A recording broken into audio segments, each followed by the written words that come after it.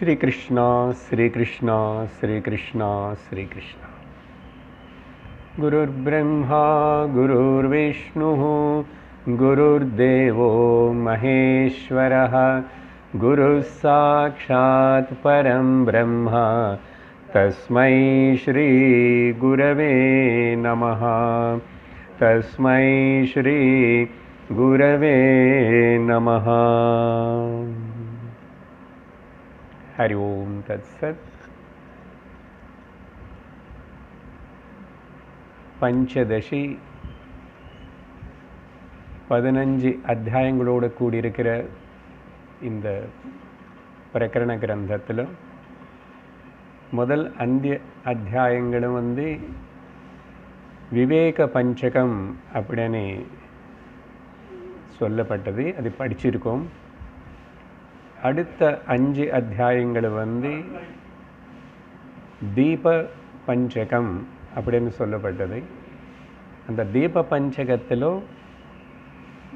கடைசி அத்தியாயத்தை நாம் இப்போ பார்த்துட்ருக்கிறோம். நாடக தீப பிரகரணம். கடந்த வகுப்புலேயே 3 ஸ்லோகங்கள் சொல்லி முடிக்கப்பட்டது. அதோடைய சாராம்சத்தை ஞாபகப்படுத்திக்கிட்டு மேலும் அடுத்த ஸ்லோகங்களையும் பார்ப்போம்.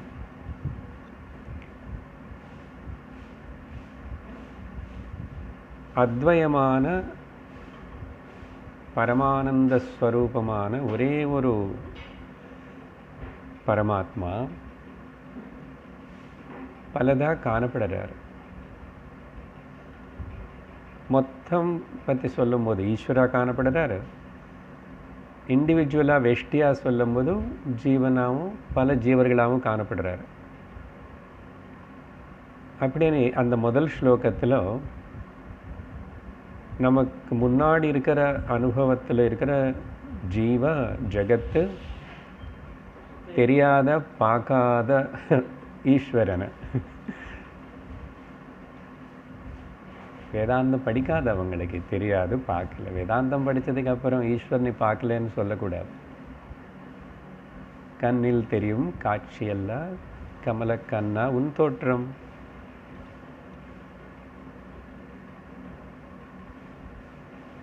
அப்போ பலதான் எப்படி காணப்படுறாரு? என்ன அவர்கிட்ட மேஜிக் இருக்குன்னா ஸ்வமாயையா, அவருக்கு இருக்கிற இன்னர் பொட்டென்ஷியல் சக்தி, மாயா சக்தினால. அப்புறம் ஸ்வயமேவ ஜகத் பூத்வா, ஜகத்துன்னு அவர் எங்கேருந்தோ கொண்டு வந்தோ மாயா நீ மட்டும் பண்ணே அப்படின்னு சொல்லலை. மாயனை உபயோகப்படுத்திட்டார். அவருடைய இன்னர் பொட்டென்ஷியல் சக்தினி அவரே ஜகத்தா ஆயிட்டார். அப்போது சாதாரணமாக எல்லாமும் அவரே தான் ஆயிட்டார். ஜீவன் பிராவிஷது ஜீவரூபா, ஜீவரூபமாகவும் அவரே தான் இருக்கார். இந்த ஸ்லோகத்துக்கு ஒரு பதத்துடைய அர்த்தத்தினே ரொம்ப ஆழமாக விவரித்து அதுக்கு ஒரு ஸ்ருதி வாக்கியத்தினை சப்போர்ட்டு சொல்லி விவரிச்சிருக்கேன் போன வாரம். இவ்வளோ சொன்னதுக்கப்புறம் கூட பரமாத்மாவே ஜெகத்தை ஆயிட்டாருன்னா ஒன்று ஏன் பலதாக தெரியுது என்று ஒரு கேள்வி. ஒன்றுன்னா அது மாதிரி இல்லையே, ஒன்றுக்கு இங்கே சம்பந்தமே இல்லையே. எந்த வகையில் பார்த்தா கூட வேற்றுமை, ஏகப்பட்ட வேற்றுமை இருக்கு. உலகம் வஸ்துகள் பொருட்கள் பற்றி விட்டுடுங்க, மனிதர்களுக்குள்ளேயே இவ்வளோ வித்தியாசம். நமக்கு அதுதானே, அவங்களே அப்படி இருக்கா, இவங்களே இப்படி இருக்கா. ஏதோ ஒரு வகையில் பார்த்தா நிறைய வேற்றுமை வித்தியாசம் காணப்படுறதா. அப்பவும் கேள்வி வரும்.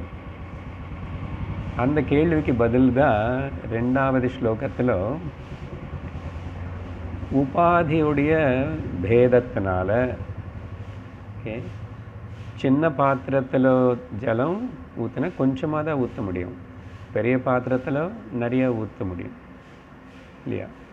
அந்த மாதிரி அந்த உபாதியுடைய குவாலிட்டினால் இந்த வித்தியாசம்னு சொல்லி, அப்போது விஷ்ணு சரீரம், பிரம்ம சரீரம், சிவ தேவதர்களும் இவங்க எல்லாரும் கூட இப்படிப்பட்ட ஒரு உபாதி பேதம் தவிர விஷ்ணுவாதி தேகேஷு இதே பரமாத்மா பிரவிஷ்ட தேவதர்களாக ஆயிட்டு அபவத், அவரே ஆயிட்டார்.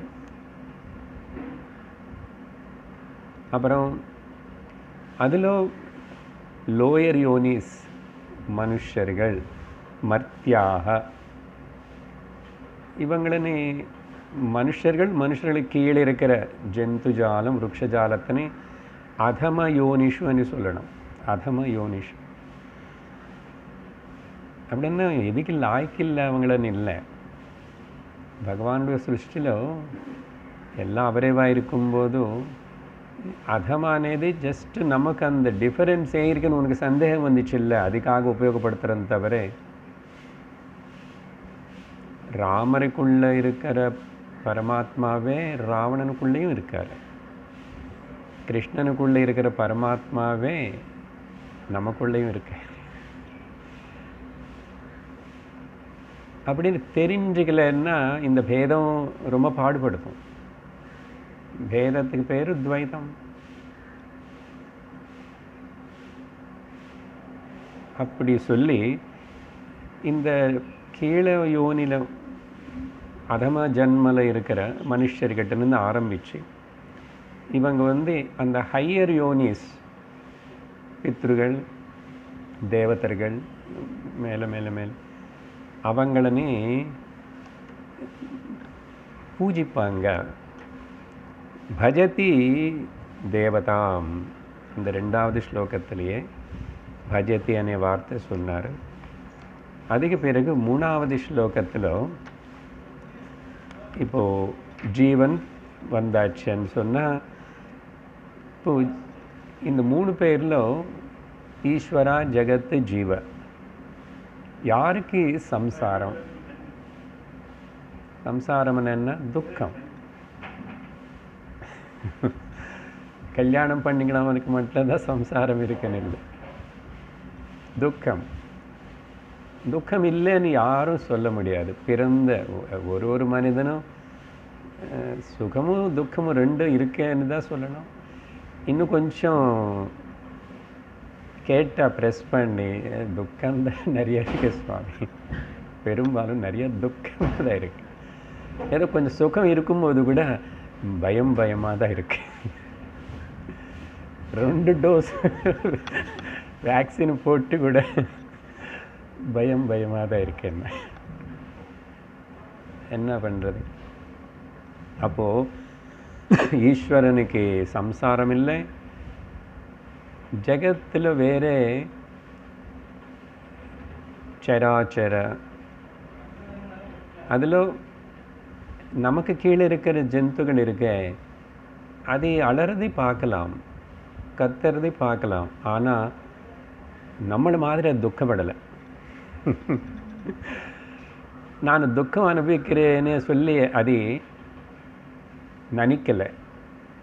அது நினைக்கலன்னு உங்களுக்கு எப்படி தான் சார் தெரியும்னா, சயின்ஸை ரிசர்ச் பண்ணுறது அதுக்கு அந்த அளவுக்கு மைண்ட் இல்லை, தெரியல. வலி இருந்தால் வலி அடி, கல் வீசி அடித்தா நாய் கத்திட்டு போகும், சண்டை போடும், குறைக்கும், எல்லாம் செய்யும். அப்போது அதுக்கு கூட துக்கம் இருக்குன்னு சொல்ல முடியல. அதே வேறு யாருக்கு போய் கம்ப்ளைண்ட் பண்ணல.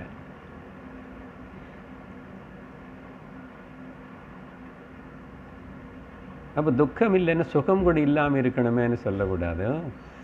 துக்கம் இருக்கேன்னு அதுக்கு தெரியல, சுகம் இருக்குன்னு தெரியல, எதுவுமே தெரியாமல் நியத்திப்படி அந்தந்த சரீரத்தில் ஆஹார நித்ரா பயமைதுனஞ்ச சாமான்யமே தத் பசுபிர்நராணாம் అని சொல்கிறோமா, மனப்பாடம் ஆயிருக்கும் எத்தனை வாட்டி சொல்லி. அதெல்லாம் பயமும் எல்லாம் இருக்கும். அதே குழந்தைங்களை பெற்றுக்கிறது, தாயாக இருக்கிற பறவை நாய் ரொம்ப கேர் எடுத்து எல்லாம் பண்ணுறது. சரி, விஷயம் துக்கம் ஜீவனுக்கு தான் ஜாஸ்தியாக இருக்கு. ஆனால் இவனுக்கு தான் அறிவு இருக்குன்னு சொல்லிக்கிறான். அது சாஸ்திரமும் சொல்கிறது. மனுஷ ஜென்ம பற்றி சாஸ்திரமே, தேவதைகளே மனிதருடைய சரீரம் ஜென்மனை பற்றி பாராட்டுறாங்க. மர்த்தியலோகத்தில் மனுஷர்களாக பிறந்து பக்தாளாக பிறந்து சத்சங்கத்துக்கு வேறே போய் பஞ்சதேஷ் வேறே படித்து ஆஹா என்ன பாக்கியம் அப்படின்னு பேசிக்கிறாங்களாமா அவங்க. அது எப்படி உங்களுக்கு தெரியும் சார், ஃபோன் பண்ணிங்களேன்? பாகவத்தில் சொல்ல நமக்கு பாகவதம், ராமாயணம், உபனிஷத்துகள் இதே தானே பிரமாணம். அது சொல்லிக் கொடுத்த குரு தான் பிரமாணம். இல்லைன்னா நமக்கு என்ன தெரியும்? கிருஷ்ணர் இன்னைக்கு தான் பிறந்தாரனதே இப்போ கூட பட்டிமன்ற விஷயந்தான். ஏதோ சொல்லியிருக்கேன்.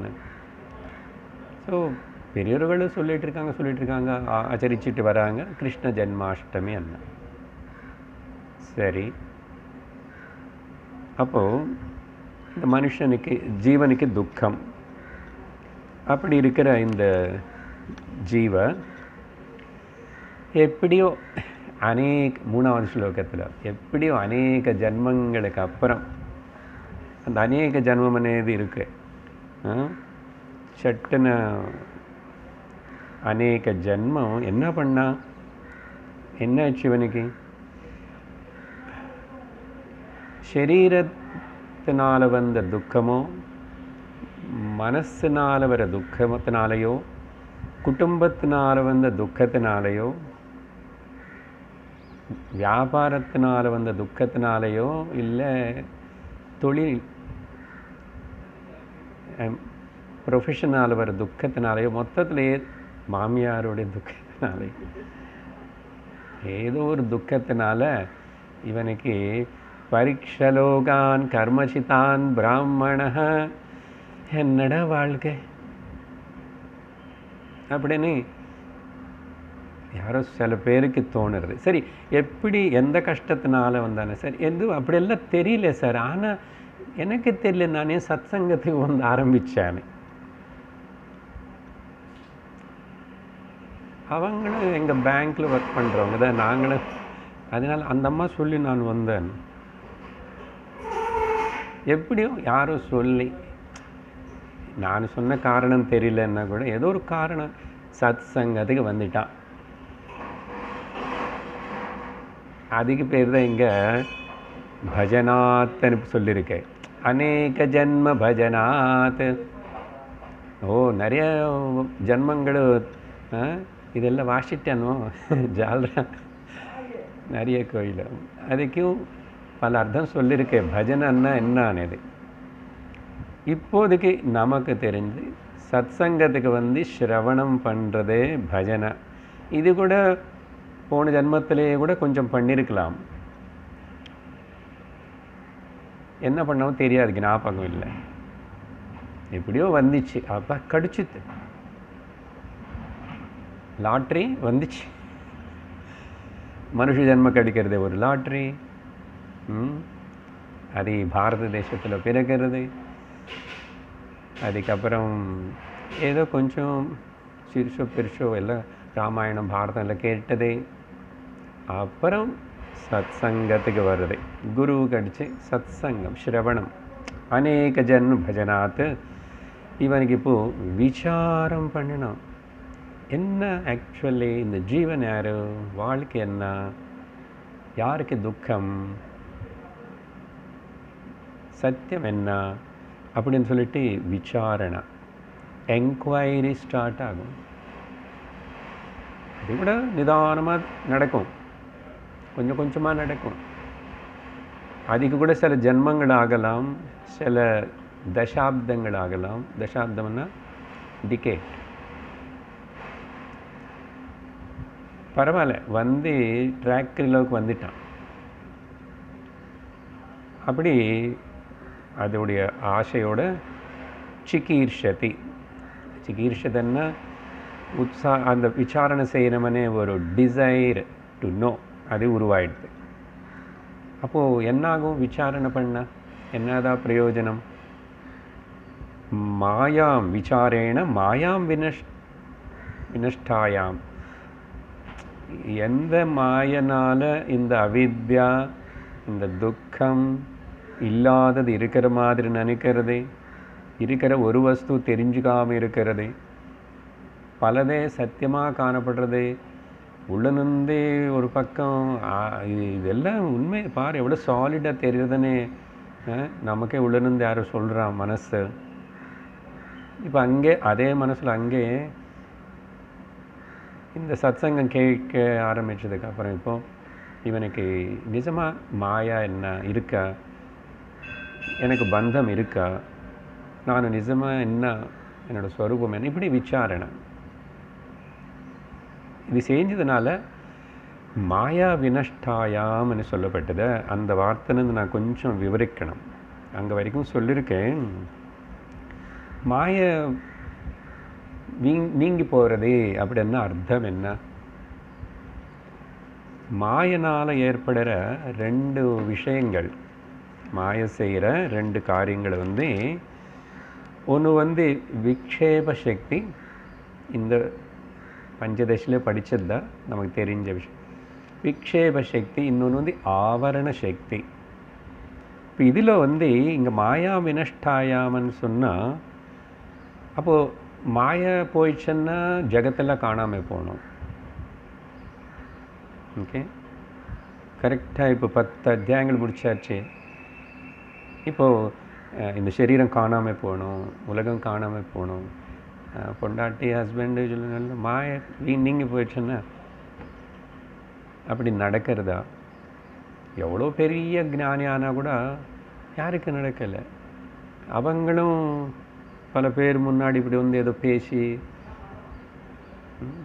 சொல்லி விவகாரம் பண்ணுறான். இது என்ன தான் நீங்கிச்சு? இது முன்னாடி பார்க்குற உலகம் அப்படி தான் இருக்கு. இதுக்கு முன்னாடி இருக்கிற பாரியா பர்த்தா அவங்க அப்படி தான் இருக்கான். சரீரமாக பார்த்தா அப்படி தான் இருக்காங்க, குழந்தைகள் அப்படி தான் இருக்கு, எல்லாம் இருக்க உலகம் அப்படி இருக்கு. அப்போ என்ன போயிடுச்சு அப்படின்னா, இந்த ரெண்டுத்தில்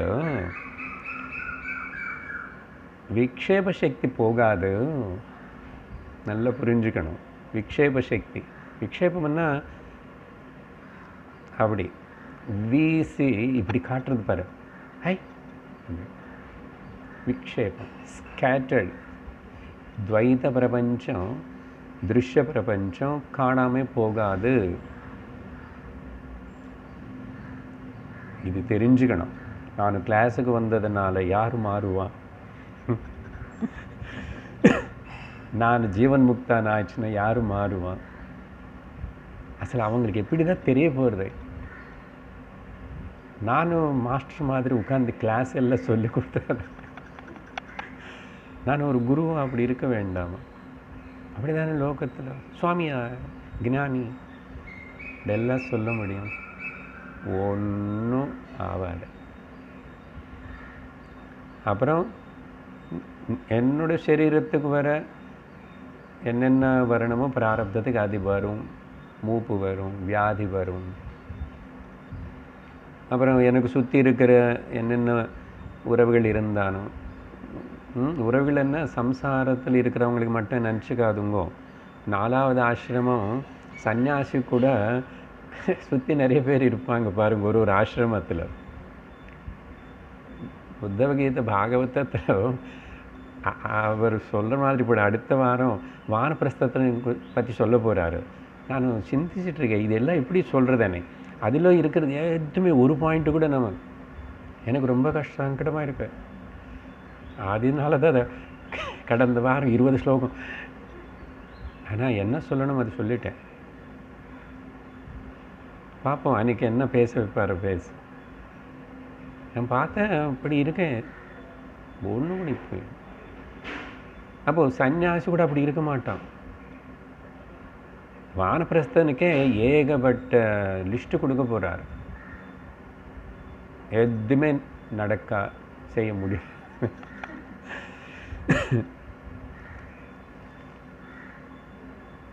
அப்போது சந்நியாசி கூட ஸோ என்ன சொல்லிட்டு இருக்கிறோம், விக்ஷேப சக்தி இந்த அது அப்படி தான் இருக்கும். அப்போது என்ன தான் நீக்கப்படுறது, எனக்கு தெளிவு வந்துச்சு, சாஸ்திர விசாரம் சிரவணம் படிப்பு பண்ணிட்டு சாஸ்திரம்னா என்ன மாற்றம் எங்கே வருது, எனக்கு புத்திக்குள்ள தெளிவு வரும். என்ன தெளிவுன்னா, மாயாவுடைய ஆவரண சக்தி நீக்கப்படும்.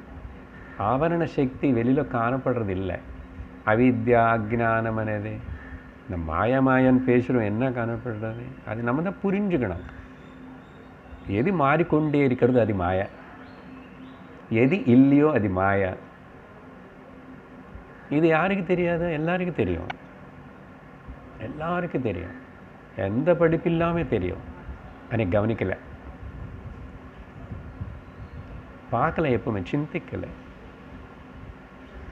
அதனால உடம்பு அப்படி தான் இருக்கும், மனசும் இருக்கும், ஆனால் அப்படியே இருக்காது. சரியா? மனசில் கூட வர சில அப்ஸ் அண்ட் டவுன்ஸ் அதெல்லாம் கூட வரும், பாடிக்கு வர மாதிரி அங்கே வரும்.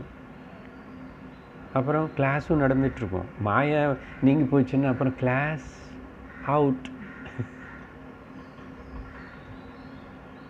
அதனால தான் இன்னும் கொஞ்ச நாள் அப்படியே விட்டுட்டா நீங்கள் கொஞ்சம் பேர் கூட அப்புறம் எங்கே போயிடுங்கன்னு சொல்லிட்டு தான் நான் சரி என்ன ஆகட்டான்னு சொல்லிட்டு இருக்கும்போது தானே சொல்லிக் கொடுக்கணும். இதுக்கு சக்தி இருக்கணும், அங்கே கேட்கறதுக்கு ஆள் இருக்கணும். பரவாயில்ல, எத்தனையோ கஷ்டங்கள் இருக்கும்போது இதுக்கு கொஞ்சம் ஏதோ சமாளிச்சுக்கிட்டு பண்ணி வருவோம். அப்போது எல்லாம் கண்டினியூ ஆகும், எல்லாமே இருக்கும். விக்ஷேப சக்தி இருக்கும், ஆனால் ஆவரண சக்தி நீக்கப்படுது. ஆவரண சக்தி தான் உலகம் சத்தியமனு நமக்கு தோண வைக்கிறது. உலகம் துவைத்த பிரபஞ்சம் சத்தியம், இது சத்தியம், என்ன உடம்பு மனசு சத்தியம் யார், ஆவரண சக்தி தான் அப்படி தோண வைக்கிறதா. அதனால இதுக்கு சுவாமிஜி சொல்லுவார், பாம்பு விஷப்பாம்புக்கு பல்லு எடுத்தாச்சுன்னா டிஃபேங்க்டு கோப்ரா. அதுக்கப்புறம் ஆனால் அது புஷ்ன்னு சொல்லும், அது அப்படி நிற்கும். அப்போ கூட நமக்கு பயந்தா அது கிட்ட போக மாட்டோம் இல்லையா? அந்த மாதிரி தான் இந்த உலகம் புஷ்ன்னு இருக்கும், அப்படி தான் இருக்கும், காணப்படும், எல்லாம் இருக்கும். ஆனால் அது என்ன ஒன்றும் பண்ண முடியாது. அதுதான் ஏன் ஆவரண சக்தி நீக்கப்பட்டது. எப்படி? விசாரணத்தினால. அப்போது விசாரணை பண்ணதுக்கப்புறம் ஜீவன் முக்தி மோட்சம்னு என்ன சொல்கிறோமோ அதுக்கு அர்த்தம் என்ன தெரியுமா? இந்த டிஃபேங்க்டு கோப்ரா மாதிரி இந்த உலகம் விக்ஷேப சக்தியோடு இன்னும் அது காணப்பட்டு இருக்கிற உலகம் லோகம், என்னோட சரீரம் மனசு எல்லாம் எனக்கு பாரம் இல்லை. இப்போது இந்த ஆவரண சக்தி போகாத முன்னாடி வரைக்கும் ரொம்ப பாரமாக இருக்கு. இப்போ என்ன ஆயிடுச்சு தெரியுமா? ஆபரணம் ஆயிடுச்சு. கோப்ரா ஆபரணம். யாருக்கு ஞாபகம் வரணும்? நம்ம பிள்ளையாரோடைய அப்பாவுக்கு ஞாபகம் வரணும். அவர் எப்படி நாகப்பான் என்ன, அது அவர் ஒன்றும் பண்ணல, ஆபரணமாக வச்சுக்கிட்டார் பார்த்தீங்களா? அதனால தான் இந்த துவைத பிரபஞ்சம் இதெல்லாம் இருந்த வெரைட்டி நாவலிட்டி பியூட்டி குட் என்ஜாய். ஆனால் அதே சமயத்தில் இது மாயா சத்தியம் இல்லைன்னு ஞாபகம் வச்சுக்கிட்டு அப்போ துக்கம் இல்லைன்னா துக்கம். அதனால தான் இந்த மாயா நீங்கிறதுன்னா அர்த்தம் அப்படி புரிஞ்சுக்கணும். So the burden should become பூஷணம். பூஷணம்னு ஆபரணம். இதுதான் 3வது ஸ்லோகம் வரைக்கும் படித்தோம். இந்த கனெக்ஷன் ரொம்ப முக்கியம்.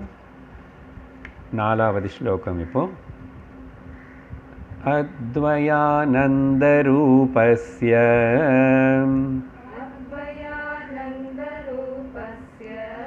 सद्वयत्वं च दुःखिता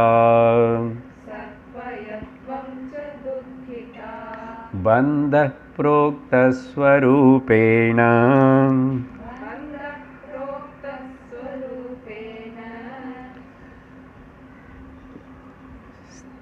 स्थितिर्मुक्तिरितीर्यते स्थितिर्मुक्तिरितीर्यते இது சிம்பிள் ஸ்லோகம் தான். ஏன்னா இப்போ மேலே சொன்ன விஷயத்துக்கு இங்கே அந்த விசாரணை பண்ணுறவனுக்கு விசாரணை பண்ணாதவனுக்கு விசாரணை பண்ணுறதுக்கு ஏன் சரி கொஞ்சம் பேர் தான் வந்தாங்க. ஆமாம், அநேக ஜன்மம். அதனால் நம்முடைய பாக்யம் அதிருஷ்டத்தினே நம்ம மறக்கவே கூடாது. Must count the blessings of you, லார்டுடைய பிளெஸ்ஸிங்ஸ். அதனால் 99 பேர் வரலன்னு பரவாயில்ல, நான் ஒருத்தன் வந்துட்டேன். அப்படி இல்லைன்னா நமக்கு இந்த மார்க்கத்தில் பயணம் செய்ய முடியாது. எங்கள் வீட்டில் யாருக்கு பிடிக்க மாட்டேங்க சார். சரி வர வேண்டாம், சும்மா கேளுங்கன்னா கூட கேட்க மாட்டேறான். நான் எத்தனை வாடி சொல்லி பார்த்தேன். ஏன்னா அவங்களுக்கு கொஞ்சம் ஏதோ தெரிஞ்சுக்கிட்டா அப்படின்னு இருக்கும் இல்லையா. நம்ம என்னுடைய ஹஸ்பண்ட், என்னுடைய பாரிய, என்னுடைய குழந்தைகள் இருக்கும். அதனால் சொல்லணும்னு தோணும், சொல்லலாம். எவ்ரிதிங் இஸ் ஃபைன், நடந்தால் ஃபைன். அதனால் இப்போது இங்கே இந்த ஸ்லோகத்தில் என்ன சொல்கிறாருன்னா,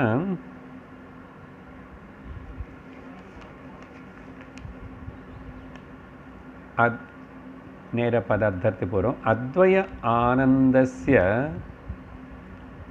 முதல் ஸ்லோகத்தில் சொன்ன ஏகம் அத்வயம், துவைத்தம் இல்லாத ஏக வஸ்துவான ஆனந்த ஸ்வரூபமான பிரம்மம் பரமாத்மா. ஆனால் என்ன நினச்சிக்கிறான், சத்வயத்துவம் ச எல்லாம் துவைத்தமாக இருக்கே. துவைத்தத்துக்கு முக்கியத்துவம் கொடுத்தா துக்கம், துவைத்தத்துக்கு முக்கியத்துவம் கொடுக்குற பேர் தான் சம்சாரம், துவைத்தத்துக்கு முக்கியத்துவம் கொடுக்குற பேர் தான் அவித்யா. அது பாட்டு அது இருந்துக்கிட்டோம், நீ தானே முக்கியத்துவம் கொடுக்குறேன். ஞானிகள் ஏன் கொடுக்கல? அதனால அத்வயானந்தத்துக்கு சத்வயம் புரிஞ்சுது. இப்போ அங்கே இங்கே சா ஜாக்கிரதை புரிஞ்சுக்கணும். துவைதம் இல்லாத இடத்துல போய் ஒரே வஸ்து பரபிரம்மமாக இருக்கிறது, அது நீ தான் எல்லாம் அதே தான் அனுபவம். அதுக்கு துவைத்தத்தினை சேர்த்து பார்க்குறோம் பாருங்க, ரொம்ப சாலிட் ரியாலிட்டி நீ முக்கியத்துவம் கொடுக்குறோம் பாருங்கோ, அதுதான் துக்கிதா. இப்போ நான் பேசினது எல்லாத்துக்கு கன்க்ளூஷன் தான். பேர் நல்லா இருக்கு, துக்கிதா. எல்லாருக்கும் சம்சாரத்தில் இருந்து சத்சங்கத்துக்கு வராமல் விசாரணை பண்ணுறதுக்கு விரும்பாமல், ஓகே, அவங்கள எல்லாரும் துக்கிகள் தான். துக்கிதான்னா ஸ்திரீலிங்கமாக இருக்குது, துக்கி துக்கிதா. ஸோ எல்லாருக்கும் பக்கத்தில் அவங்க எல்லோரும் அதை ஆட் பண்ணிக்கணும். அவங்க ஆட் பண்ணிக்க மாட்டாங்க, அவங்களுக்கு எதுவுமே தெரியலப்பா, அவங்க ஏதோ போகிறாங்க, நல்லா இருக்கு, ஜம்முன்னு ஜாலியாக பரவாயில்ல. எங்களுக்கு இங்கே ஜம்முன்னு ஜாலியாக தான் இருக்கு. நம்ம மைண்டில் பாப் துக்கிதா. ஸோ துக்கத்துக்கு காரணம் அது. அப்போது துக்கம் போகணுமன்னா என்ன, ஞானம் வரணும், மித்யாத்வ நிச்சயம் பண்ணணும். அந்த அத்வைத வஸ்துக்கு துவைத்தத்தை முக்கியத்துவம் கொடுத்துட்டு துக்கப்படுறதுக்கு பேரு பந்தம் புரோக்தா. வேறு பந்தம் எதுவுமே இல்லை. அதனால தான் ரிஃப்யூஸ் டு பிகம் மிசரபிள். சம்சாரத்தில் இருந்தால் கூட, குடும்பஸ்தனாக இருந்தால் கூட, இருக்கட்டும், துக்கம் வரும். அதுக்கு பன்னீர் தலிசிட்டு அப்படியெல்லாம் கொடுத்துட்டு வாங்க வாங்கன்னு சொல்லக்கூடாது.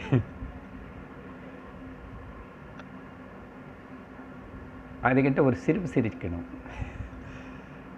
அது வந்து நான் ஒன்று அளவைக்கணும்னு வந்தால் நீ சிரிக்கிறியா, அதுக்கு அதோட சக்தி எல்லாம் போயிடும்.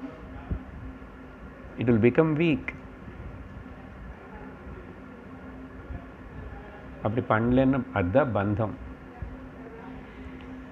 எனக்கு இந்த பந்தம் விடமாட்டேங்குது.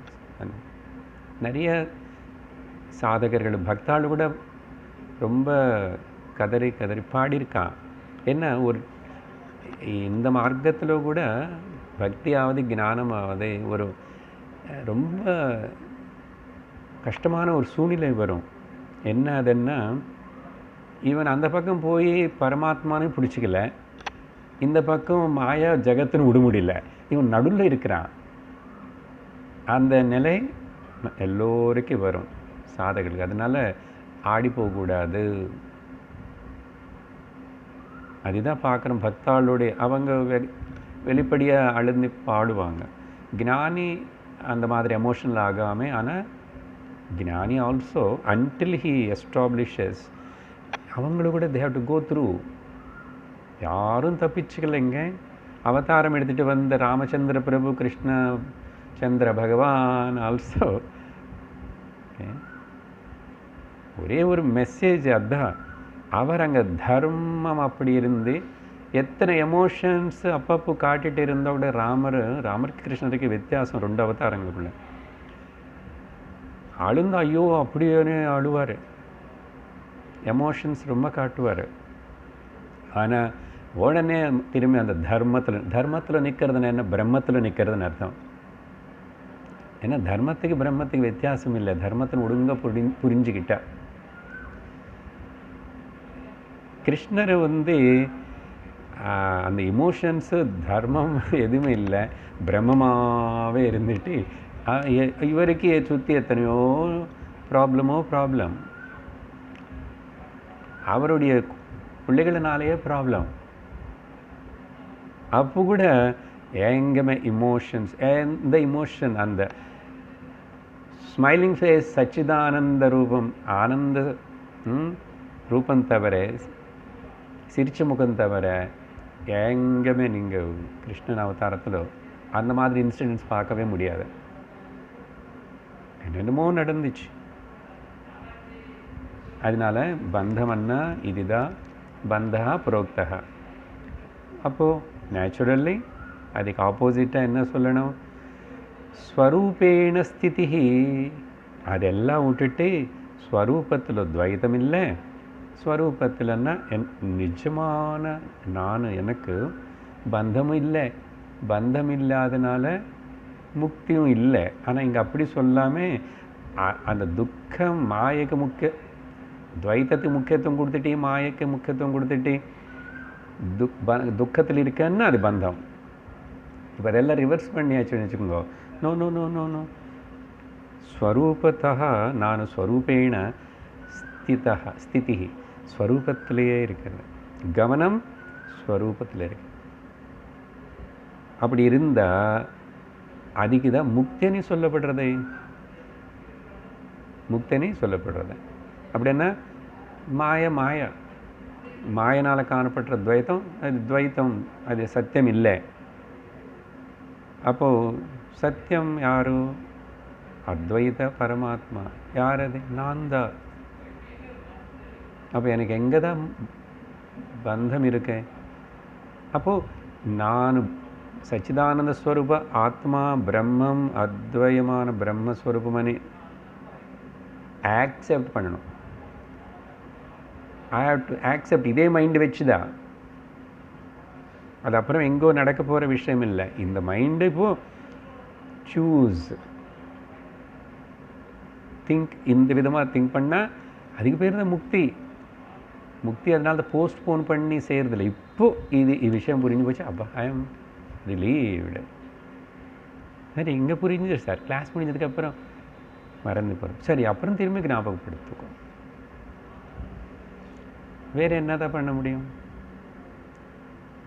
அதனால தான் அடிக்கடிக்கு இது கேட்டுகிட்டே இருக்கும். இதுதான் மெடிசன், இதுதான் தப்பிச்சுக்கிறதுக்கு வழி. அதனால பந்தம் முக்தி என்னது விவரிச்சிட்டாரு. அது கூட இப்போ சம்மரைஸ் பண்ணி அதனால் சொன்னது புரிஞ்சதா, மறுபடியும் சொல்கிறேன் அப்படின்னு சொல்லி அவிச்சார கிருதோ பந்தஹம் விசாரேண நிவர்த்ததே தஸ்மாத் ஜீவ பராத்மானோ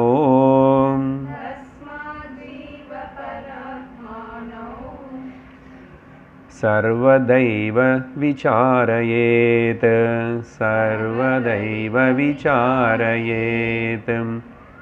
ஸோ அதனால் இருக்கிறது அத்வய ஒரே வஸ்து பிரம்மம் ஒன்று தவிர இன்னொன்று இல்லை.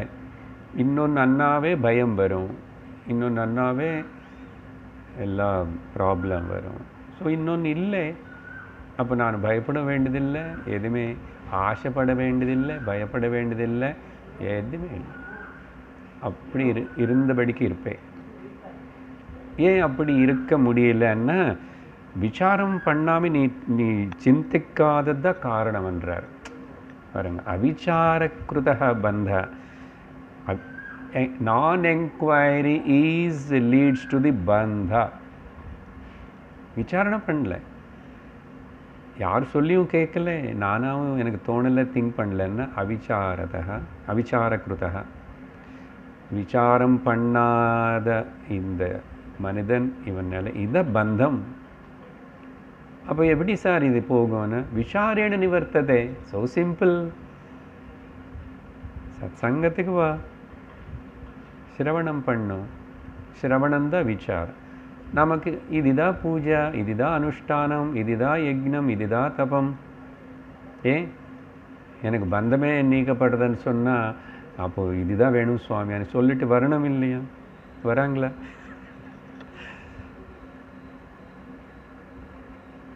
சப்போஸ் கிருஷ்ணாஷ்டமி அன்னைக்கு கூட இன்னைக்கு மண்டே ஆயிடுச்சு இல்லை, அது அன்றைக்கி உத்தவ கீதை வச்சுட்டு தெரியல, அன்றைக்கி ஆரம்பிக்கலை, நடந்துட்டு இருந்தால் நான் கிளாஸ் வைப்பேன். மனசில் சங்கட்டம் வரும் சில பேர், யாருக்கு நமக்கு வரக்கூடாது. ஒரு நாளில் நான் கிருஷ்ணனுக்கு செய்ய வேண்டியது ஏதோ வீட்டில் பண்ண வேண்டியது அது நான் அப்புறம் பண்ணுவேன். அன்றைக்கி தெலுங்கில் கரெக்டாக பாகவதம் வந்துச்சு நேற்றுக்கு, அடுத்த நாள் அவங்களுக்கு சொல்லியிருக்கேன். பட் உங்களுக்கு கூட அன்றைக்கி சொல்லியிருக்கேன் உத்தவகீதையில். நிஜமான கைங்கரியம், சேவை, பூஜா, கிருஷ்ணாஷ்டமி ஜெயந்தி கொண்டாடுறதுன்னா அவர் சொல்கிற சொற்கள் கேட்கணும். அதுதான் அவருக்கு திருப்தி, ஆத்மக்கு திருப்தி, ஆத்மக்கே பூர்ண நைவேத்தியம். ஏதோ ட்ரெடிஷ்னலாக பண்ணுறது அதெல்லாம் வீட்டு குழந்தைகளுக்காக அப்படி சிம்பிளாக பண்ணி முடிச்சு. நமக்கு முக்கியம் அதாக இருக்கணும் இல்லையா? ஸோ விசாரேண நிவர்த்ததே. அவிசாரத்தினால வந்த பந்தம் விசாரேண நிவர்த்ததே.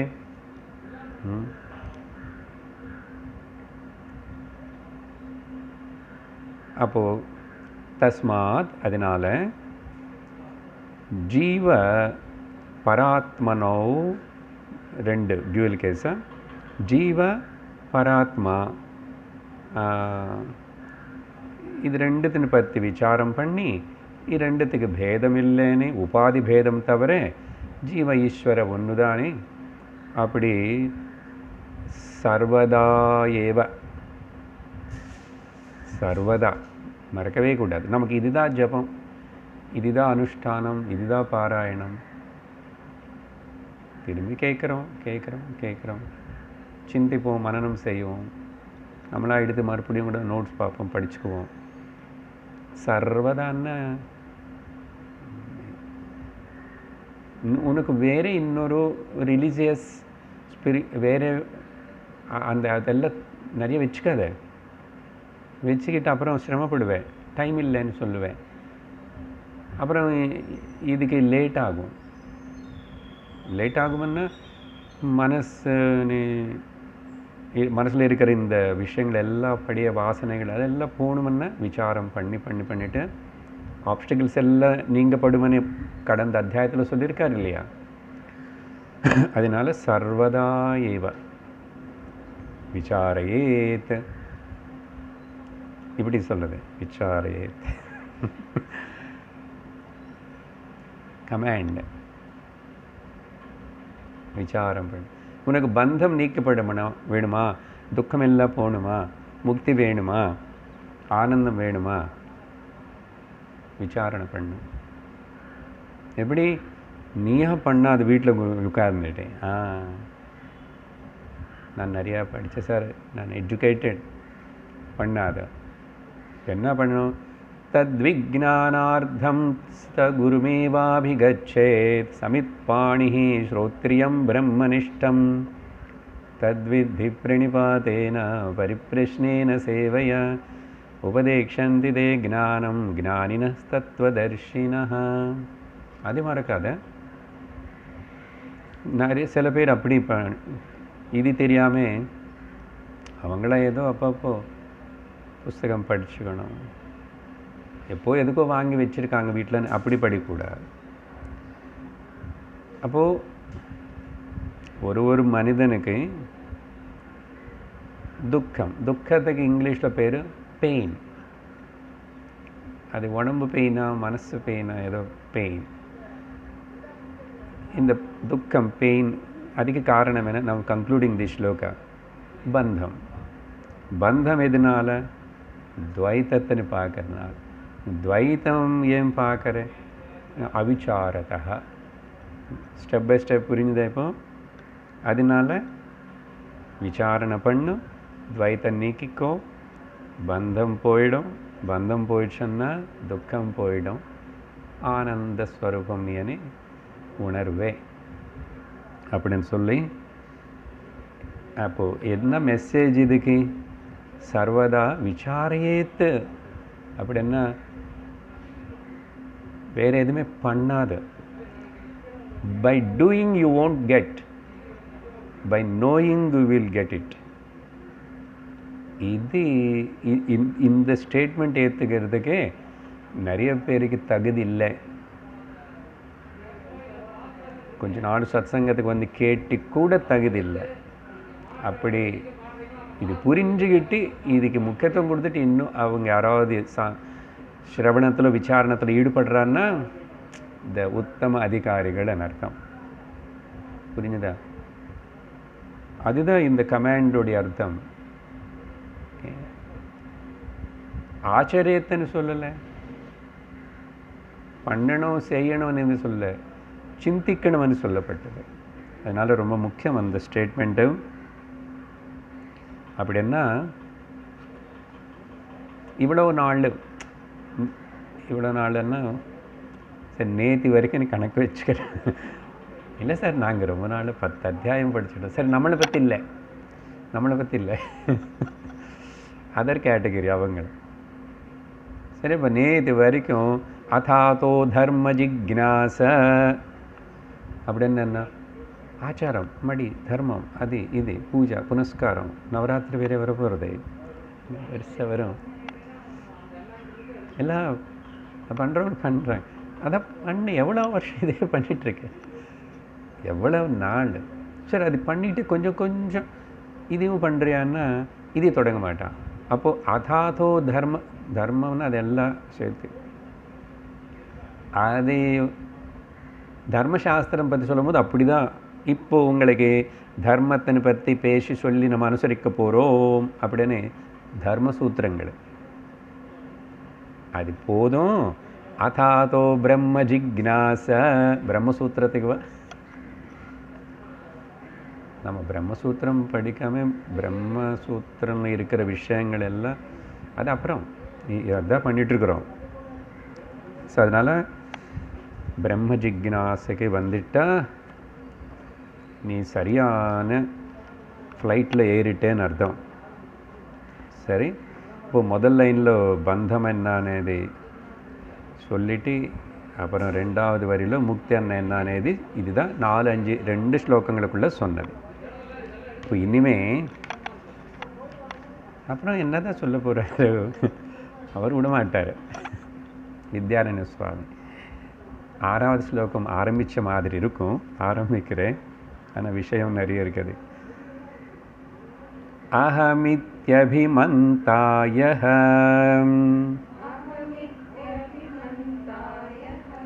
கர்த்தாசௌ தஸ்ய சாதனம் மனஸ்தஸ்ய கிரியே அந்தஹ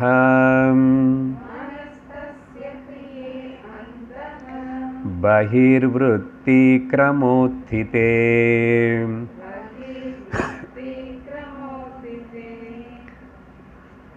விஷயத்துக்கு வரும்போது கஷ்டமாக இருக்கும், ஸ்லோகம் ஒன்றும் புரியாது.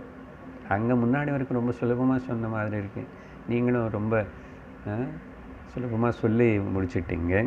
சரி, கொஞ்ச நேரம் இங்கே கவனிக்கணும். இந்த 6வது ஸ்லோகத்திலிருந்து தொடங்கி அடுத்த 20 ஸ்லோகங்கள் தான் விசாரணான்றீங்க. என்ன அது எப்படி பண்ணணும் விசாரணா? How to do the enquiry? பல வாட்டி சொல்லியிருக்க மாதிரி தான் இருக்கும். நான் இத்தனை வருஷமாக கேட்குறேன், நீங்கள் நிறைய வாட்டி சொல்லிட்டேன். 1-2 உபனிஷத்து, பகவத்கீதா, புத்தவகீதா, இத்தனை ஆனால் வித்யாரண்ய சுவாமி இங்கே நின்று 20வது ஸ்லோகம் வரைக்கும் என்ன சொல்ல விரும்புகிறார் అనేది அது நான் சுருக்கமாக உங்களுக்கு சொன்னால் தவிர, என்ன அவர் ஒரு பெரிய கேன்வாஸ் மேலே பெயிண்டிங் பண்ணும்போது பெயிண்டிங் ஆல்மோஸ்ட் முடிச்சாச்சுன்னு அதுக்கப்புறம் அப்பப்போ அங்கங்கே ஸ்ட்ரோக்ஸ் கொடுத்துட்டு இன்னும் கொஞ்சம் எக்ஸ்ட்ரா பியூட்டி வருமா அழகாக, அந்த மாதிரி தான் இவர் நிதானமாக பொறுமையாக ஒரு ஸ்லோகத்தில் ஒரு 2 வேர்ட்ஸ்னு ஆட் பண்ணிக்கிட்டு அந்த விஷயத்தை பில்டப் பண்ண போகிறார். அதனால் இப்போது நமக்கு அதெல்லாம் சீக்கிரமாக நல்லபடியாக புரியணும்னு சொன்னால், இப்போ நான் பேச போகிற அடுத்த கொஞ்சம் நிமிடங்கள் என்னன்னு கிரகிக்கணும். சரியா? Are you ready? அப்புறம் தான் அங்கே விஷயம் என்னன்னு சிலது ஏதோ அங்கங்கே சிந்தித்த மாதிரி தான் இருக்கும், ஆனால் இங்கே ப்ரெசென்ட் பண்ணுற விதானம் மறுபடியும் அந்த ஸ்டெப் பை ஸ்டெப் சிஸ்டமேட்டிக்காக, இதுக்கு பேர் தான் த டீப் அனாலிசிஸ் అనేది. அழகாக விஷயமாக விவரிக்கிறாரு, ஆனால் ஆழமான விஷயம். அழகாக இருக்கிறது என்ன, ஆனால் ஆழமானது. ஒரு பாயிண்ட்டை பார்க்க சொல்கிறேன் நான், ஸ்லோகம் இல்லை அப்புறம் டைம் இருந்தால். என்கொயரி இங்கேருந்து ஸ்டார்ட் ஆகும்போது அத்தியாயத்துடைய டைட்டில் கூட அப்புறம் வரும், அதுக்கு கனெக்ஷன்னா இங்கேருந்து தெரியணும். அது கூட இப்போ உடனே ஸ்டார்ட் பண்ணல அவர். நாடக தீபக் అనేది என்ன சொல்கிறாரு?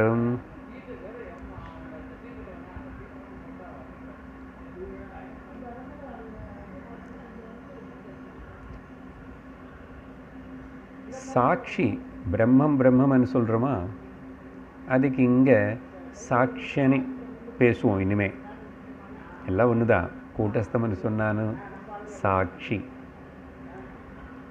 அது சொல்கிறதுக்காக தான் அந்த லேம்ப் இந்த டான்ஸ் தியேட்டர் சாட்சி அன்னைக்கு கொஞ்சம் சொல்லியிருக்கேன் நான். என்ன சொல்ல விரும்புகிறாரு? சாட்சிதா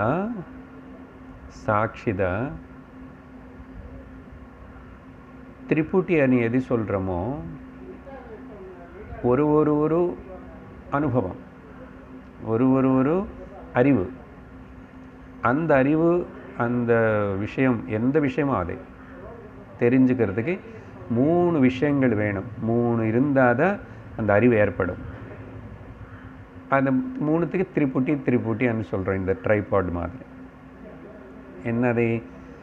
பிரமாதா, பிரமாணம், பிரமேயம். பல வாட்டி சொன்னோம். ஓகே, த நோயர், நோயிங் இன்ஸ்ட்ருமெண்ட்டு, த நோன்டு திங். 3 திரிபுட்டி. இது ஏற்படாமல் எந்த விஷயம் பற்றியும் அறிவு ஏற்படாது. இப்போது இந்த సాక్షి అనేది இந்த மூணுத்திலோ சேருமா? సాక్షి బ్రహ్మం అనేది இந்த மூணுத்திலோ வரும். பொதுவாக நோயர்ன்னா I am knower, you are the knower, I know, இது நான் தெரிஞ்சுக்கிறதுனால இது நான் இல்லை, இப்படியெல்லாம் பேசியிருக்கோம். ஆனால் இப்போ இங்கே விவரிக்க போகிற விஷயம் இன்னும் கொஞ்சம் ஆழமாக, இந்த நோயர் யார், இந்த நோயர் பர்மனெண்ட்டா, இந்த நோயர்னு கூட ரிவீல் பண்ணுறது யார், இந்த மாதிரி திங்க் பண்ணல நம்ம இதுக்கு முன்னாடி இந்த டீப் விஷயமா. அப்போது இந்த திரிபுட்டியில் வந்து இந்த மூணுத்தனை முதல் வந்து எதுக்கு இதை பற்றி போ டாபிக்கு, சாட்சி అనేది சொல்லணும், அது ரிவீல் பண்ணணும், அது ப்ரூவ் பண்ணணும். இங்கே இருக்கிற சொல்கிற நோயர் இஸ் நாட் தி சாட்சி அப்படின்னு சொல்லணும். அப்போது முதல்ல என்ன பண்ண போகிறாரோ, இந்த பதங்கள் இருக்குது பார்த்தீங்களே திரிபுட்டியில், பிரமாதா பிரமாணம் பிரமேயம் ஒன்று அது என்னன்னு விவரிக்க போகிறாரு, அது என்னன்னு விவரிக்க போகிறாரு. அப்படி விவரிக்கும் போதும் என்ன சொல்ல போகிறார் முதல்லன்னா, அடுத்த பாயிண்ட்டு, எல்லா அறிவும் மைண்டுனால தானே சார், நீங்கள் பேசுறது கூட இப்போ நாங்கள் எங்கள் மைண்டுனால தான் கேட்டு தெரிஞ்சுக்கிறோம். நீங்கள் பேசும்போது பின்னாடி யாரோ பேசிகிட்ருக்காங்க, அதுவும் காதில் விழுறது, எல்லாம் மைண்டுக்கு தான் போகிறதே இல்லையா? ஸோ மைண்டு இருக்கு, அங்கே தான் நம்ம பந்தம், அங்கே தான் விசாரம், அங்கே தான் இல்லையா? So mind. இந்த மனசு வந்து முதல் மனசுன்னு எடுத்துக்கிறார். ஏன்னா அங்கே தான் நமக்கு எல்லாம் தோணுறது, தெரியறது, தெரியலன்னு இது எல்லாமே. இந்த மனசுடைய வேலை எப்படி இது ஃபங்க்ஷன் பண்ணுறது அப்படின்னு பார்க்கும்போதும் இதில் முதல் 2 விஷயங்கள் இருக்குது அந்த மனசனே இதுலேயே. ஓகே, இது முன்னாடி பேசினதெல்லாம் விட்டுடுங்க, ஹையர் மைண்டு லோயர் மைண்டு அப்படி வேண்டாம். மைண்டில் ஒரு அறிவு, ஒரு விஷயம் தெரிஞ்சதுன்னு சொல்கிறது, அந்த ஏற்படும் ஞானம், அங்கே 2 விஷயங்கள் இருக்குது அந்த மனசுலன்றார். அதில் ஒன்று என்னன்னா, ஒரு பாகம் வந்து பிரமாத்ரு பாகம், சம்ஸ்கிருதம் கொடுத்துட்ருக்கேன், அதான் பிரமாத்தைக்கு இன்னொன்று பிரமாத்ரு பாவம். இல்லைன்னா சிம்பிளாக இப்போ நான் பேசுகிறதெல்லாம் அந்த ஸ்லோகங்களில் அங்கங்கே உபயோகப்படுத்துவார். பட் யூ கேட்ச் திஸ், இந்த விஷயத்தின்னு புரிஞ்சுக்கோங்க. நானும் தமிழ் இங்கிலீஷ் எல்லாம் சொல்கிறதுக்கு முயற்சி பண்ணுறேன். ஒரு பாகம் இந்த பிரமாத்ரு பாகம். இல்லை என்ன சொல்லணும்னா, அந்த பதமும் கஷ்டமாக இருக்குது சார் அப்படி. அகங்கார பாவம், பாகம் நாட் பாகம், இல்லை கர்த்தா பாகம், த டூயர்ஷிப்.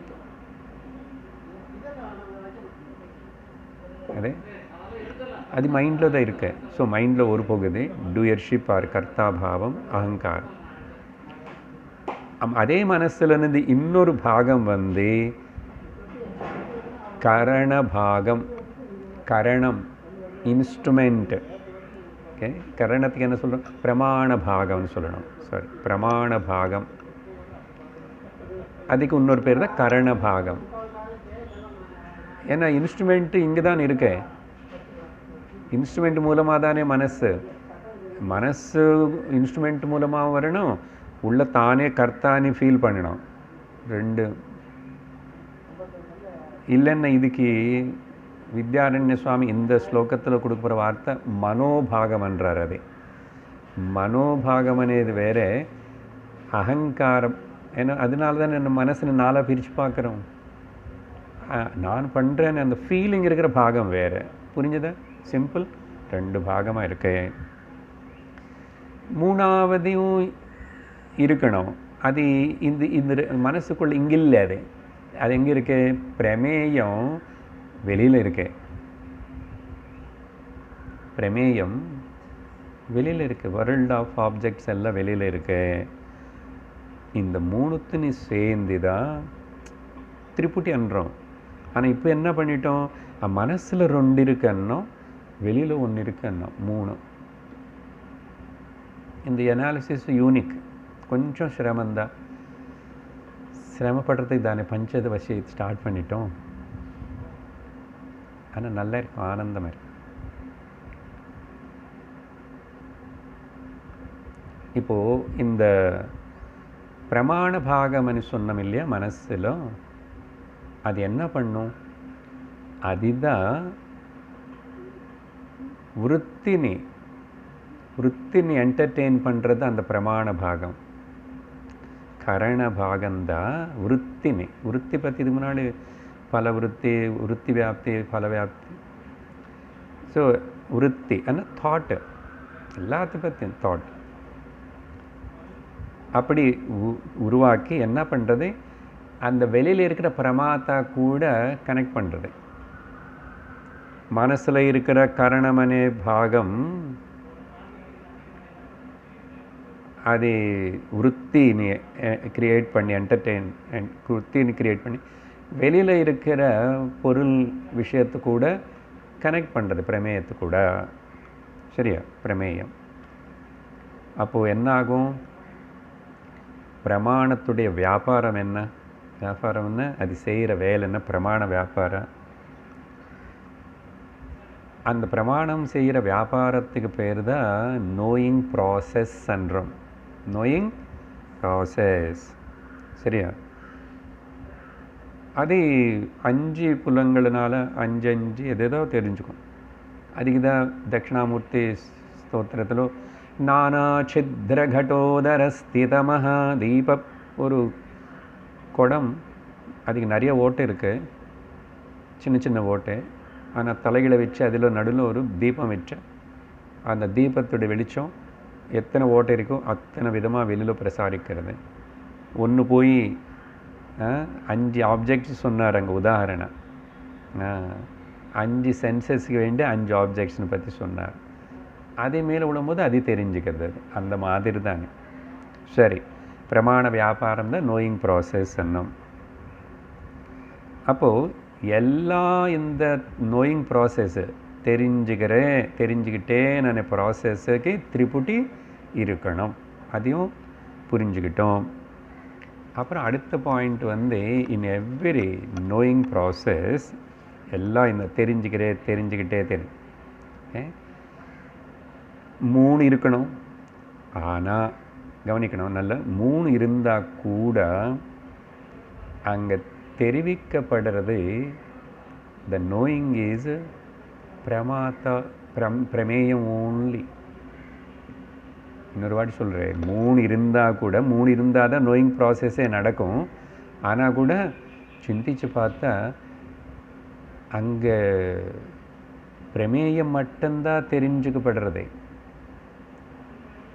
மிச்சம் 2 தெரிஞ்சுக்கப்படலை. கொஞ்சம் ஜாக்கிரதையாக சிந்திக்கணும். 2 தெரிஞ்சுப்படல. விஷயம்தான் 3 இருக்கு. ஆனால் தெரியப்படுறது அங்கே நோயிங்னஸ்ன்னு வரும்போது பிரமேயம் மட்டும்தான் ரிவீல்டு. அப்படி தானே? இங்கே வரைக்கும் ஓரளவுக்கு புரிஞ்சுதா? இப்போ அடுத்த ஸ்டெப்பில் வரும்போது என்னன்னா, அப்போது தெரிஞ்சுக்கிற அந்த ப்ராசஸ்ஸுடைய ending, at the end of the knowing process, English ஈஸியாக இருக்கா? எனக்கு தமிழ் சிரமமாக இருக்கும். at the end of the knowing process அப்போது பிரமேயம் இஸ் ரிவீல்டு. ஆனால் தெரிஞ்சுக்கிறதுன்னு ப்ராசஸ் நடக்கணும்னா 3 இருக்கணும். இப்போ உங்களுக்கு உதாரணம் சொன்னால் புரியும் தெரிஞ்சுக்கினதுக்கு அப்புறம். இப்போது இந்த கிளிப்புன்னு காட்டுறேன் நான். காட்டின உடனே நீங்கள் பதில் சொல்கிறீங்க நினச்சிக்கிறோம். என்ன அது? ஐ நோ த கிளிப். பதில் என்ன இருக்கு? இங்கிலீஷ் ஈஸியாக இருக்குல்ல. ஐ நோ த கிளிப்பு. இப்போ இங்கே இதில் 3 சொல்கிறீங்க. பிரமேயம் கிளிப்பு மட்டும்தான் காட்டினது. ஆனால் சொல்லும் போது at the end of that knowledge I know clip 3 இருக்கு. இப்போது இந்த திரிபுட்டி అనేది வந்து கிளிப்புன்னு தான் ரிவீல் பண்ணிச்சு. ஆனால் சொல்லும்போது பதில் சொல்லும்போது மட்டும் ஐ நோ த கிளிப்புன்னு சொல்கிறேன். அப்போது கேள்வி என்னென்னா, அந்த ஐ ஆம் நோயிங் த கிளிப்பு அப்படின்னு 3 ஃபேக்டர்ஸ் இருக்காங்க. இப்போது 3 ஃபேக்டர்ஸு எப்படி தெரிஞ்சது? தெரிஞ்சதுனால தானே சொல்கிறேன். ஒரு ஏபிள் டு கேட்ச் முதல்ல என்ன சொன்னோம்? 3 திரிபுட்டினால பிரமேயம் மட்டும்தான் ரிவீல் ஆகும் அங்கே கன்க்ளூட் பண்ணிட்டோம். ஆனால் இப்போ இங்கே 3 இருக்கிற மாதிரி ஒரு பதில் கொடுக்குற தெரிஞ்சுக்கிற மாதிரி ஐ நோ த கிளிப்புன்னு ஹவு இட் ஹேப்பன்ட், எப்படி நடந்துச்சு, அது எப்படி நடந்துச்சு அப்படின்னு கேள்வி கேட்டால், ஒரு பிரமேயம் மட்டும்தான் at the end of the knowledge reveal பண்ணணும். அப்போது இந்த ஐ அనే பிரமாத்தனை அந்த நோ అనే కరణతని ప్రమాణతని హౌ అండ్ హూ రివీల్డ్, யார் எப்படி ரிவீல் பண்ணிச்சு? நிறைய சிந்திக்க வேண்டியது. இப்போ புரிஞ்சிச்சுன்னா இப்போ okay, but there is a deep analysis enquiry thought. சரியா? ஏன்னா பதங்களை நிறைய சொல்லி சொல்லி வெறுக்க வைக்கிற ஏதோ சொல்கிறாருந்த மாதிரி இருக்கும். Simplify it. 3 இருந்தால் தான் பிரமேயம் ஞானம் ஏற்படுது. I know. ஆனால் ஐ நோ சாரி அந்த பிரமேயம் கிளிப்பு பற்றி தான் தெரியுது. பட் ஆன்சர் சொல்லும்போது எனக்கு கன்க்ளூஷன் என்னென்னா, ஐ இருக்கு, பிரமாத்தாவும் அப்புறம் பிரமாணம் நோ கிளிப் 3. அப்போது கிளிப்பு மட்டும் பிரமேயம் ரிவீல் பண்ணிச்சேன்னா நோயிங்னஸ்ஸு, மிச்சம் 2 பிரமாத்தானி பிரமாணத்தினு யார் ரிவீல் பண்ணாங்க, இதுதான் கேள்வி. ஏன்னா பிரமாணம் ஆல்சோ ஜடம். 3 ரிவீல் பண்ணதுன்னு சொல்ல முடியாது. 3 ரிவீல் பண்ண 3 பிரமேயம் ஆகிடும், 3 வஸ்து ஆகிடும். 3 பிரமேயம் ஆக முடியாது. அப்போ அதையும் பிரமேயம் இது பிரமேயம் அதே பிரமேயம்னு அப்புறம் ப்ராப்ளம். அப்புறம் இல்லை முதல்ல இது தெரிஞ்சுக்கிச்சு, அதுக்கப்புறம் அது தெரிஞ்சுக்கிட்டு அதையும் கூட பார்ட்டிஷன் பண்ண முடியாது. அப்படி பார்ட்டிஷன் பண்ணால் ஒன்று தெரிஞ்சுக்கிட்டு இன்னொரு தெரிஞ்சுக்கிறதுக்குள்ளே நடுவில் பிரேக் கேப் வரும். அப்படி இல்லையே, உன்னோட ஆன்சர் சைமல்டேனியஸ்லி ஐ நோ த கிளிப். எப்படி நடந்துச்சு இது? சரியா? அப்படின்னு கேள்வி கேட்டால் பிரமேயம் 3 cannot reveal simultaneously. அப்போது ஆன்சர் என்னன்னாது நம்ம தலை படிச்சுக்க வேண்டாம். அவங்க எனாலிசிஸ் சாட்சிதான் இந்த பிரமாத்தனு பிரமாணத்தினை ரிவீல் பண்ணுறது. புரியுதா?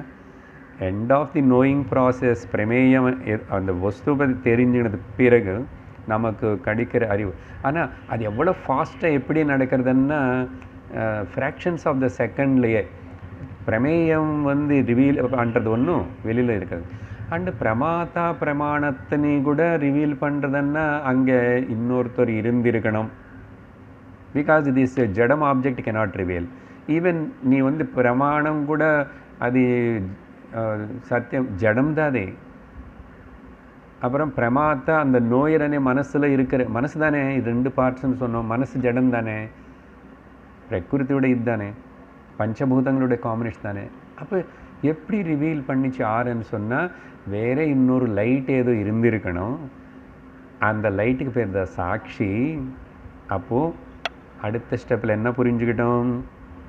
During the every knowing process okay பிரமேயம் இஸ் ரிவீல்டு.